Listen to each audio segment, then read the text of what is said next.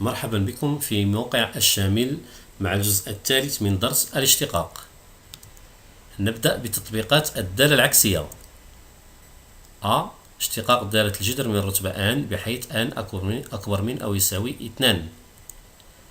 نعتبر الدالة f المعرفة من r زائد نحو r زائد و x صورتها بالتطبيق f هي x أس n. نعلم أن f تقابل و f موان لx يساوي جذر n لx. لدينا f قبل الاشتقاق على صفر زائد لا نهاية و f بخيم لx تساوي n في x أس n ناقص 1. لدينا f قبل الاشتقاق ورتيبة قطعا على المجال صفر زائد لا نهاية و f بخيم لx يخالف صفر مهما يكون x ينتمي إلى صفر زائد لا نهاية. إذن f موان قبل الاشتقاق على f للمجال صفر زائد لا نهاية يساوي صفر زائد لا نهاية، و مهما يكون x ينتمي إلى المجال صفر زائد لا نهاية f موان بخيم لx تساوي 1 على f بخيم f موان لx تساوي 1 على f بخيم لجذر n دو x تساوي 1 على n في جذر x من الرتبة n أس n ناقص 1. إذن جذر من الرتبة n لx بخيم يساوي 1 على n في جذر من الرتبة n دو x أس n ناقص 1 مهما يكون x ينتمي إلى المجال صفر زائد لا نهاية. يعني x أس 1 على n بخيم تساوي 1 على n في x أس 1 على n الكل أس n ناقص 1 تساوي 1 على n دو x في n على ناقص 1 على n تساوي 1 على n x أس 1 ناقص n على n. يعني x أس 1 على n بخيم تساوي 1 على n في x أس 1 على n ناقص 1. خاصية الدالة المعرفة من x نحو جذر من الرتبة n لx قابلة للاشتقاق على صفر زائد لا نهاية، وجذر من الرتبة n لx بخيم تساوي 1 على n في جذر من الرتبة n دو x أس n ناقص 1 مهما يكون x من المجال صفر زائد لا نهاية. يعني x أس 1 على n بخيم يساوي 1 على n في x أس 1 على n ناقص 1. ملاحظة: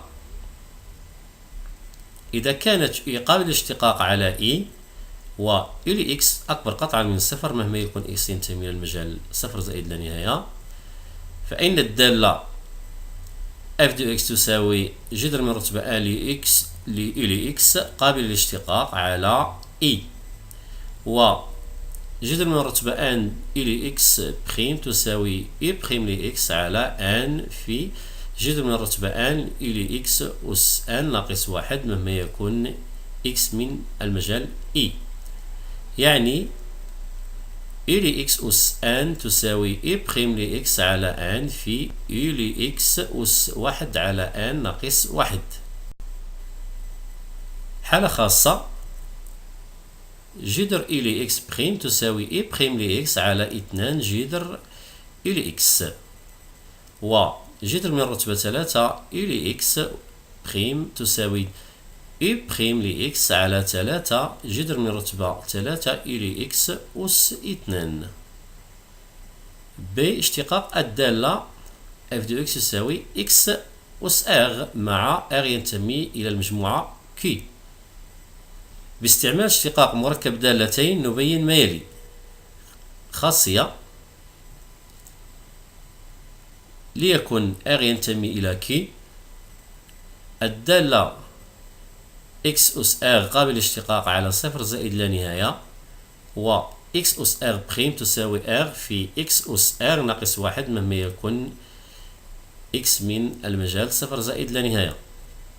ملاحظة: إذا كانت قابل الاشتقاق على e و إلي إكس أكبر قطعا من صفر مهما يكون إكس من مجال إي، فإن الدالة إلي إكس أس إغ قابل للاشتقاق على إي، و إلي إكس أس إغ الكل بريم يساوي إغ إلي إكس بريم في إلي إكس أس إغ ناقص واحد مهما يكون إكس من المجال إي. سي اشتقاق الدالة أرك سينيس أرك كوسينيس أرك طونجونت. نعتبر الدالة اف المعرفة من بي على اثنان بي على ناقص بي على اثنان بي على اثنان نحو ناقص واحد، وصورة اكس بهذا التطبيق أو بهذه الدالة هي سينوس اكس.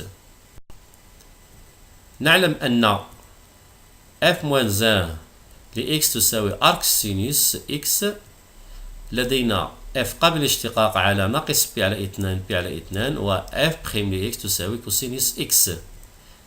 ولدينا إكس يساوي بي على اثنان أو اف بريم دو إكس يساوي صفر يكافئ إكس يساوي بي على اثنان.